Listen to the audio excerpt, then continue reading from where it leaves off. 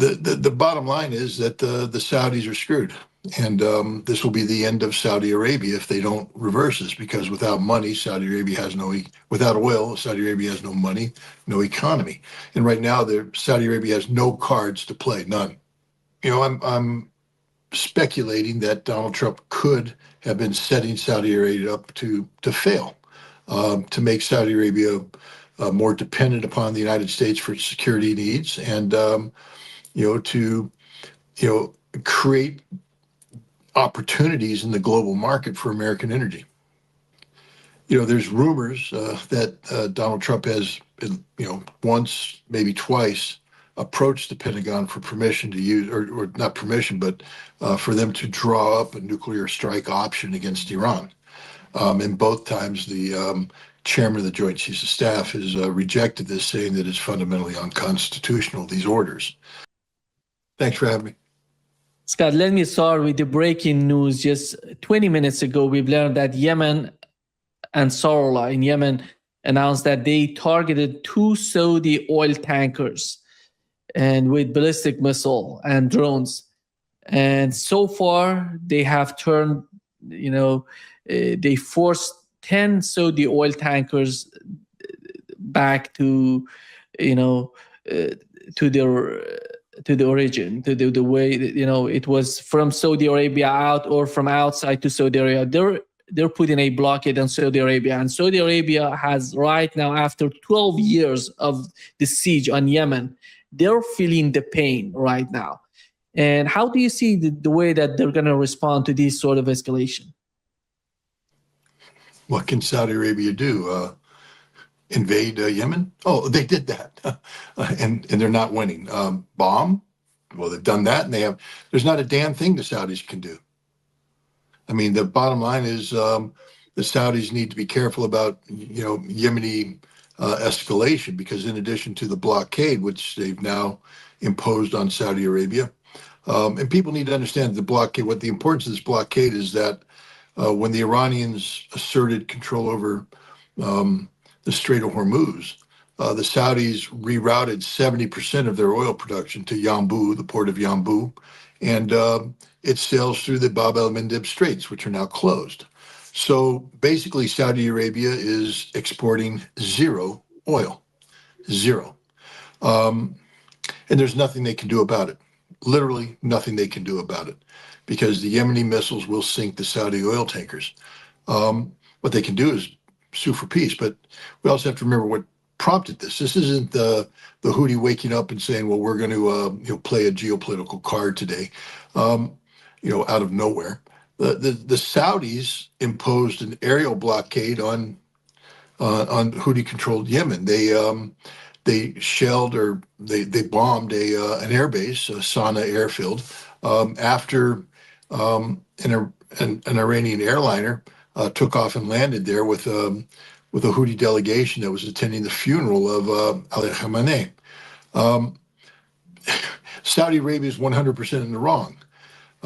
What's even more amazing is that President Donald Trump encouraged the Saudis to bomb Yemen. Any rational actor would know that would have triggered a Yemeni response, which would have probably included the closure of the Bab el-Mandeb Straits, which they've done. So why did Donald Trump,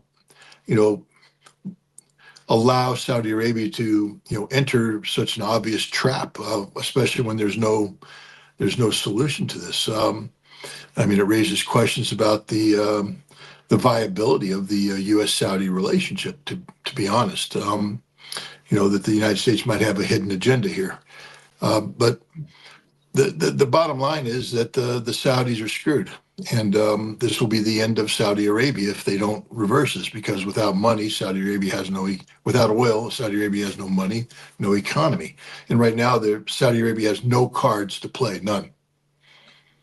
When you talk about the agenda in Washington, if I put myself in the shoes of Donald Trump and his administration, I would say, with the difficulties we are facing in the Strait of Hormuz and the closure of the Strait of Hormuz, why would I have to support a strike on Yemeni airport because it was reported by Axios that Donald Trump supported the attack, supported Saudi attack on Yemen. Why would you want to do that if you're facing many difficulties in the Strait of Hormuz? I don't know. I mean, rationally, there's no reason for this. So we have to start thinking irrationally, and this is purely a product of supposition. There's no hard fact to back this up, but when you take a look at what's driving Donald Trump's actions, it's largely oil. We know that the first 39 days of conflict were halted because Donald Trump said we literally were running out of oil. We had to stop. We had to implement the MOU. J.D. Vance has openly acknowledged that the MOU was just a charade, basically a lie to buy time so that the West could replenish their oil stockpiles. So we know energy is the key. We also have to take a look at the totality of the American effort, and there is some reason to believe that the Trump administration was seeking to use the conflict with Iran in an effort to gain control over a major source of energy to China.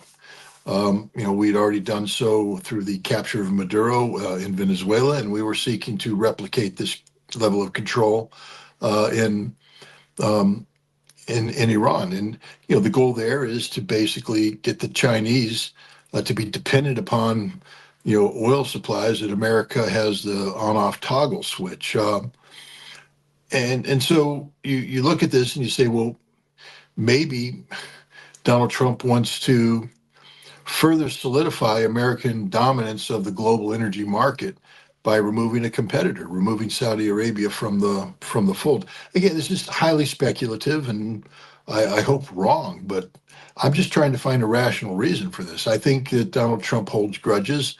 I think he remembers when the Saudis took umbrage at him claiming America was the dominant power, and they said Saudi Arabia will be the dominant power, going forward because of their energy dominance. So I'm speculating that Donald Trump could have been setting Saudi Arabia up to fail, to make Saudi Arabia more dependent upon the United States for security needs, and to create opportunities in the global market for American energy.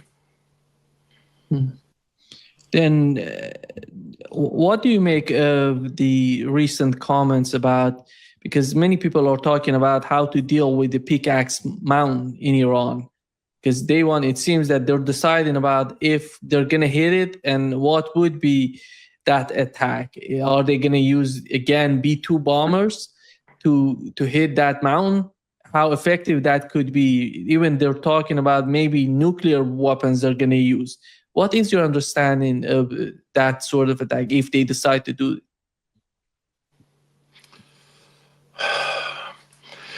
This is a dangerous situation because the way that the Trump administration is framing the pickaxe target is in the form of a potential existential threat to the United States and the global community from an Iranian nuclear weapon that could be built in a reconstituted enrichment hall, reconstituted nuclear warhead design center, et cetera. If Trump is able to articulate convincingly that Iran poses a existential threat to the United States and its allies through the potential of possessing a nuclear weapon, and that it was derived from a nuclear program that the United States claims is weaponized, then I am fearful that we've just, from a doctrine standpoint, literally created a definition that's backed up by the nuclear posture review and the commander's guidance to the nuclear posture review, nuclear implementation plan, that permits the United States to use nuclear weapons. There's rumors that Donald Trump has, once, maybe twice, approached the Pentagon for permission to use, or not permission, but for them to draw up a nuclear strike option against Iran. And both times the chairman of the Joint Chiefs of Staff has rejected this, saying that it's fundamentally unconstitutional, these orders. But here we could see an effort to,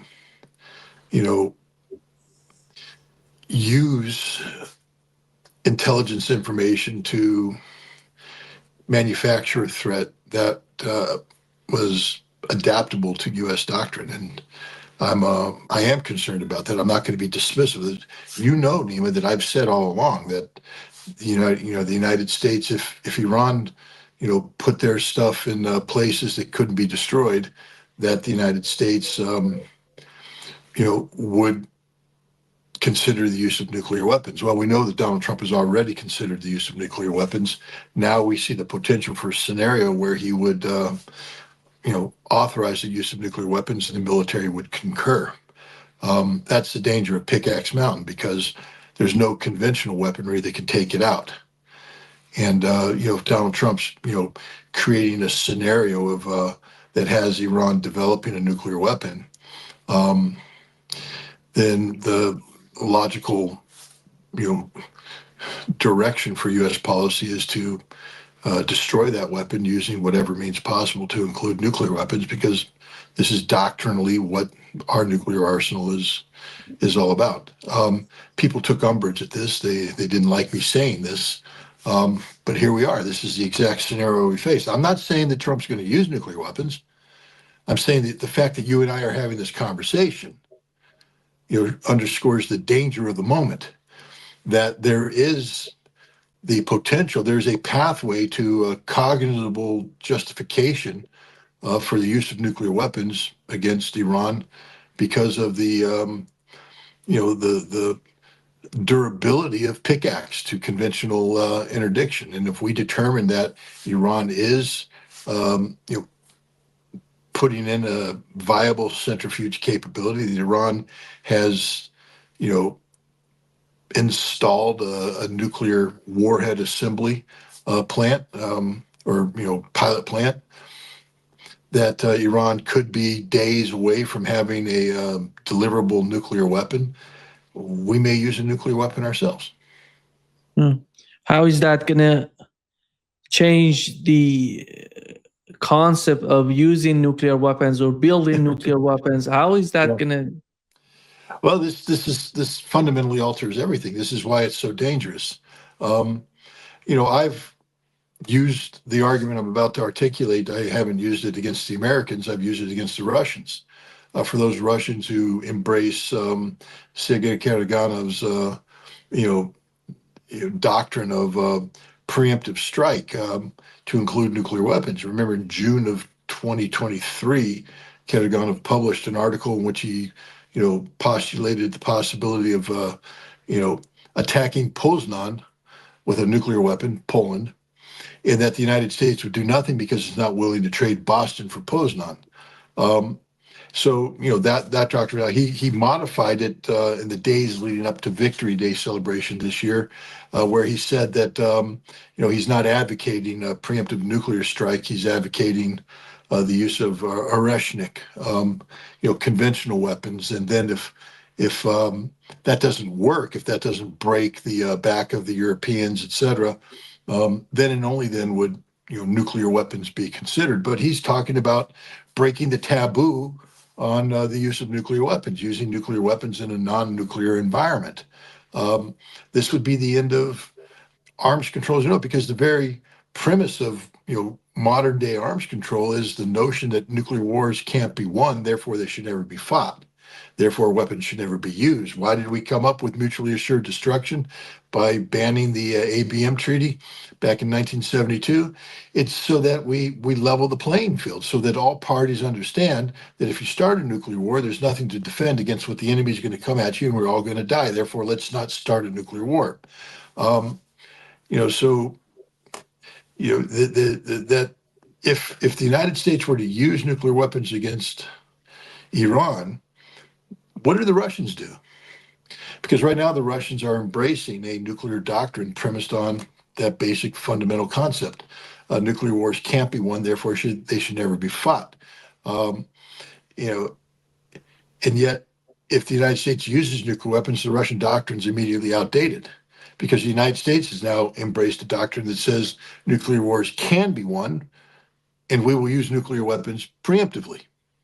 That's the new norm. So Russia will have to respond accordingly. At some point in time, Russia will have to show a willingness to, parallel the American policy. That's how you achieve strategic balance. And they would have to use a nuclear weapon against, a threat city. And who knows what they'd nuke? Maybe they'd nuke Poland. Maybe they'd nuke a Baltic state. But they have to nuke somebody so that they tell the Americans, we too have nuclear weapons, and we too will use them preemptively as a message to the Americans: don't mess with Russia.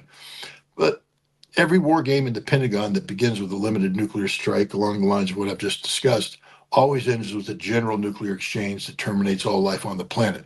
This is the problem. With any use of nuclear weapons by night, the genie is out of the bottle now, and it will never go. It's like putting toothpaste back in the tube. You're just not going to do it. Yeah. Just Scott, with what's going on as we talk, there are explosions happening in Kuwait.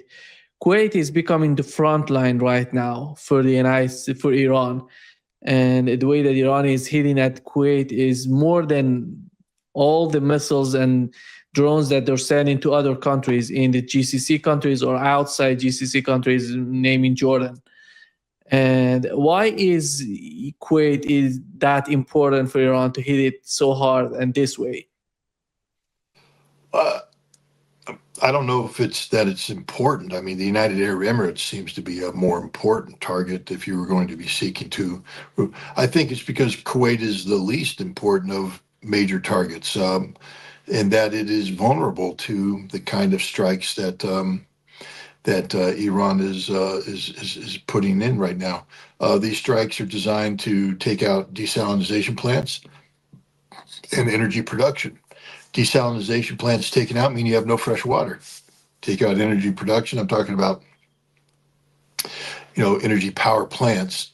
You have no electricity for air conditioning, and life becomes unlivable.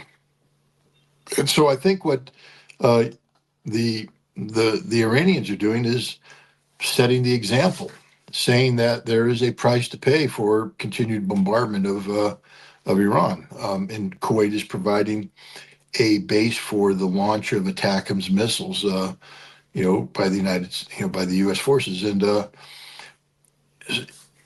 so Kuwait is clearly an enemy state. Iran is, I believe, setting Kuwait up for the total destruction of its major civilian infrastructure. That means there will be no ability to generate water from desalination. There will be no ability to generate energy from power plants, and then Kuwait dies as a state.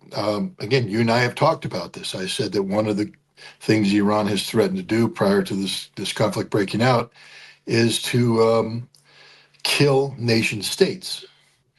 I think Iran is in the process of destroying Kuwait as a nation state. Maybe Bahrain will be targeted next. Who knows? I'm not doing Iranian targeting for them. But the point is, I think Iran is looking to weaken Kuwait and set the precedent so that when they say next is the United Arab Emirates, that the sheiks there sit up and go, whoa, whoa, whoa, no, no, no, no, no, we don't want any of this. What do we need to do to prevent our country from being destroyed? Because the reality is that there is no nation in the Persian Gulf that can defend itself against Iran. None. There's no air defense systems, nothing. So if Iran wanted to destroy them, Iran could destroy them. And the message that needs to be sent back to to the UAE and to Kuwait and to other Gulf Arab states is that we will destroy your nation. We will terminate you as a viable modern nation. And I think that's what is behind the Kuwaiti targeting. I don't think they've actually brought in nation-killing strikes yet, but I do believe that they're setting Kuwait up for a terminal event. And when it happens, it's going to be tragic for millions of people. But I think that's what's going on with the Russian bombardment of Kuwait. The United States is withdrew from two bases in Saudi Arabia and in Jordan because of the recent attacks in Jordan. One of them, as you know, there were 4 casualties so far been announced, and many people were injured, and they were sent to Germany. And how do you see the situation, Scott, considering Jordan and the way that Iran is getting? It seems they're receiving intelligence from Jordanians, and it was confirmed. IRGC claimed that. Then Donald Trump confirmed that in his speech. He said that they were, sending intelligence to Iranians. That's why they know about our position in Jordan. And what is your understanding of what next step on the part of Washington? If Jordan is not safe, where are they going to go? Is that going to be in Israel? Is that going to be in Greece, or maybe Bulgaria, or I don't know, Diego Garcia? What else can they do, in your opinion? What else can who do? The United States, because they have to use these fighter jets, these refueling tankers, these troops. They're not safe. Yesterday we had an attack in Bahrain. Yeah. I mean, the United States will fall back on bases that will make them less susceptible to destruction. At some point in time, it's going to become very complicated to launch strike packages against Iran because we have to deal with flight time, fuel. So you're going to have planes take off, get refueled, fly, probably get refueled again, bomb, come back, refueled. So you could be looking up to 4 or 5 refueling events, depending on how far back you put the aircraft. But our Air Force is designed to do just that. So the idea that we'll stop attacking Iran because we've moved these bases, no. Will continue, but it doesn't matter because we're going to run out of ammunition soon. The fact of the matter is the United States has a very finite amount of air-delivered munitions available, and we're about to run out of them. And when we do, it's going to be catastrophic for the United States. Yeah. Do you believe that the next step would be somehow Israel? And Israel doesn't seem to be willing to join the fight. Yesterday, Smotrich said that we're feeling just fine here. We don't want to join the fight. This is a tit for tat, and the United States is fighting the war, and we don't need to get involved. If they put these fighter jets and refueling tankers in Israel, is the war going to get to Israel finally? It could. I mean, in theory, Iran could decide not to grant safe status to the Iranians and or safe status to the United States and Israel and begin attacking these targets. And this would escalate to Israel launching strikes back. But again, Israel in the original 39-day conflict was one of the parties suing for peace. Enough was enough. And this is the reality. There's nothing that's changed in the Israeli military posture that implies that they might be able to get a different outcome from simply repeating bombing of the past. Israel gave it their best shot. They put their best set of targets out there and they dropped bombs on them. It didn't achieve anything.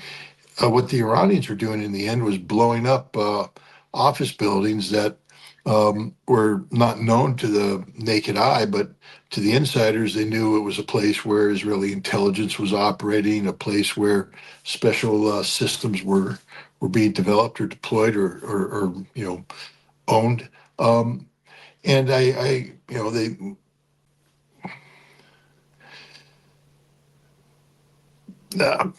move on to the next one. I just got to tell you, it's Yeah, late here, so every once in a while my brain yeah, brain wanders, yeah. and I Um, lost track of my answer there.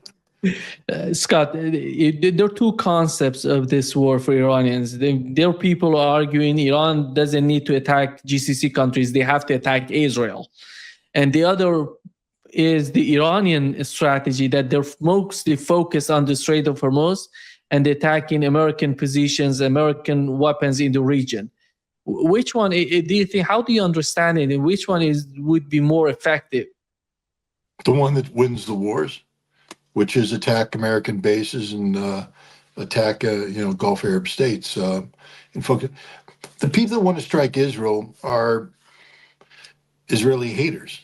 I'm not here to defend Israel. I'm not here to, try and say, oh, Israel's good, bad, and the other. What I'm here to say is that, from the Iranian perspective, their strategic goal is to drive the United States out of the Gulf, and you achieve that by defeating the United States. Your major effort to squeeze the world isn't bombing Israel, but to prevent oil for energy from departing the area, and if necessary, in retaliation, to destroy or damage oil production facilities, in the Gulf Coast region, et cetera. This is what Iran's doing. All the people that are saying, no, you got to attack Israel, they're the same people saying that Russia has to attack Europe.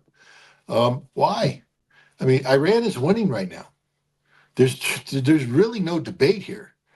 About the United States will not be able to compel Iran to alter its course on anything. Iran, on the other hand, as you indicated, has already compelled the United States to begin withdrawing out of bases that are, within immediate strike distance of the Iranians, pulling further back, and the world's running out of oil. The same conditions that caused Donald Trump to beg for an MOU on April 8th are about to be replicated. So, yeah, I think the Iranian government knows what it's doing. The people calling for the strike of Israel, they just don't like Israel, and they're encouraging Iran to do something that will yield the strategic advantage that they've earned. There were people arguing, Scott, in the United States, mostly appearing on Fox News. I'm mentioning this because this is the only outlet in the United States that Donald Trump watches. It seems that it's all about invasion. It's all about doing something in the Strait of Hormuz. They're talking about the Qeshm Island. They're talking about the Khark Island, something doing at the border with the Iraqi Kurdistan.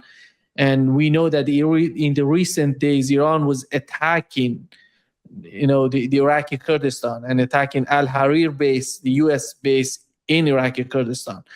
And what do you make of these people arguing at this stage, arguing that there was still the chance is high if we do that, we can liberate the Strait of Hormuz without having any sort of difficulties. We don't need to go to Tehran.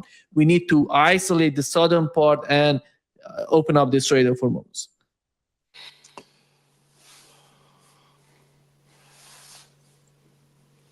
I think we, have to understand. I mean, who's articulating for this? We know there's people on Fox News. We know, but we've seen General Wesley Clark allude to this. We've seen Pete Pace allude to this, former general. We see non-military professionals talking about, we can do this. We can land troops ashore. We can seize this territory. But the fact of the matter is we can't. I mean, I just want somebody to explain how we're going to logistically support any landing force. Because they go in with the basic load, whatever they can carry on their back, or on the landing craft. But then they're going to be vulnerable to resupply. We have to be able to get supplies to them. That means we either set up a harbor where we can bring in the trucks with the ammo and stuff, or we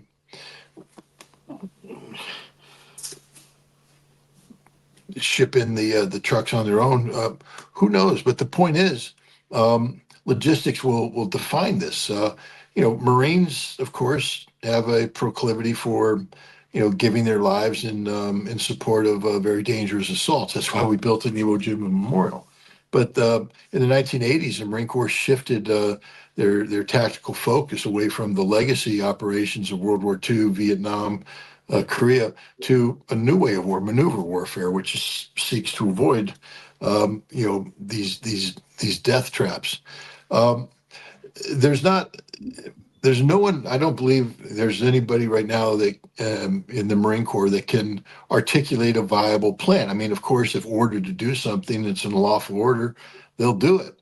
But the Marines have institutional memory, and we know what happened at Koh Tang Island in May of 1975 when, when sailors from the Mayaguez, an American flagged container ship, were taken off their ship by the Khmer Rouge. We thought they put them on Koh Tang Island. We sent a Marine battalion landing team, similar size to what we're talking about here with these Marine expeditionary units. And I think it was 11 helicopters in the initial wave. 8 of the 11 either were shot down or suffered so much damage they had to flee with no ability to come back in the fight. The Marines were isolated on the bridgeheads. Marines were swimming for their lives in the water because their helicopter was shot down in the water. The Marines had to consolidate their holding, eventually get rid of one of the beachheads. The final beachhead collapsed in the middle of the night. And they left 3 Marines behind, an M60 machine gun. You got to understand, the Marine Corps, we don't leave people behind. So this tells you how rushed and hurried this retreat from Koh Tang Island was. Guys, if we go into Karg Island, it's going to be worse than that. It's going to be more bloody. We're not going to win because it's a stupid assignment. The Iranians will have 80 kilometers of operational depth. If we go into Karg Island, that means we'll go in, whatever land we take, we have to hold, and the Iranians now will be able to strike us. And we have shown no ability whatsoever to meaningfully interdict Iran's ballistic missile force. So I think what we're looking at is, from a tactical standpoint, advantage Iran. Yeah.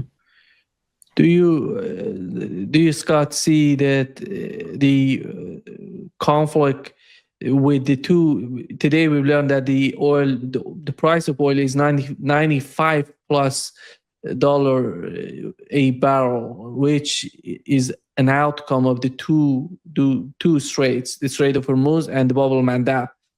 And how long does it take for Donald Trump? The last time he announced the ceasefire, I assume that it was all about the oil market. It's about the economic pressure on Donald Trump. How do you see the situation right now? And are we getting to that point? Is he announcing somehow, I'm going to announce a new ceasefire, which I don't see Iranians going to accept that, by the way, because there is no talks, there is nothing happening in Iran excepting if Donald Trump tries to announce a ceasefire.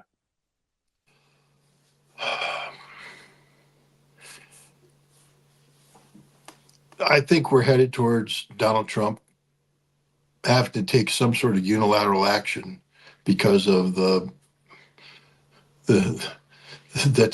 detrimental consequences of his decision to re-engage militarily with Iran. I think the Iranians will accept it, I believe. I'm publishing a paper called Hybrid Diplomacy, and basically, Iran benefited from this. Remember, they negotiated an MOU that the Iranians said the Americans will never live up to. So if they knew that going in, why'd they negotiate it? Because it created the conditions not just for Donald Trump to buy oil and replenish stocks, but for the Iranians to sell oil, a whole bunch of oil. And I think that if Donald Trump were to resurrect the MOU at some date going forward, that the Iranians would, of course, say, we don't fully trust you, lay down additional conditions if they wanted to. But at the end of the day, they're going to, plug in their laptop and their telephone and get on with life, because that's what they have to do. This is what hybrid diplomacy is. It's basically using deceit to further your goals and objectives. And Iran's goals and objectives go beyond trying to defeat the United States. We're talking about national survival and the ability of Iran to mature into being a viable member of the BRICS Forum, the Shanghai Cooperation Organization, et cetera. In order to do that, Iran needs stability. And stability comes in moments where there is no active conflict. So I do believe that Iran will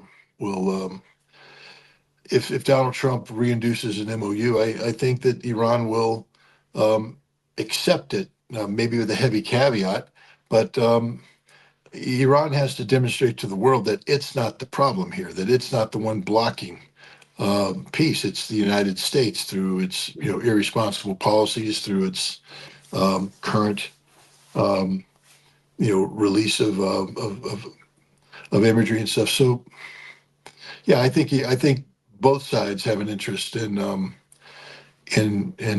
embracing an MOU, and I believe that this is just going to be part of a cycle of on and off violence that'll go on for some time now, because neither side can afford to draw a hard line and say no, we're going to continue. We're not going to, Iran's not dying, but Iran is suffering harm from these strikes, and so I think that we could see a situation where Iran accepted the ceasefire proposed by Trump, knowing full well that it's just a sham, a charade. You can't believe anything, and will operate accordingly. Iranians are talking about that since the MOU is not working, is not there anymore, and if something happens between Iran and the United States, negotiating or talk or some sort of that messaging each other, it's going to be about all fronts. It's going to be about Yemen, because Yemen is just coming out against Saudi Arabia. They don't want to be under siege anymore. Yemen going to be part of it. Lebanon going to be part of it. They're going to talk about negotiate on Palestine as well. And it's going to be, if that sort of negotiations happen, it's going to be the negotiations of the century, in my opinion, if the things getting in that direction. I mean, that's the direction we're heading in. But I do believe that the Iranians will, because we're talking about time. We're talking about an energy security emergency that's taking place. So, I think Iran is going to be getting pressure from Russia and China, who are going to feel the effects of economic collapse globally. Russia needs to produce oil, get it to market. China needs to buy oil and keep their economy running. So I do believe that they will put pressure on Iran to accept a interim continuation of the MOU, even though everybody knows that in the end the United States will just resume action. It's in their goal to manage the chaos. That's what hybrid diplomacy is all about, managing chaos. And so I do think that Iran will be pressured into accepting, an interim ceasefire deal that has as its, foundational beliefs again,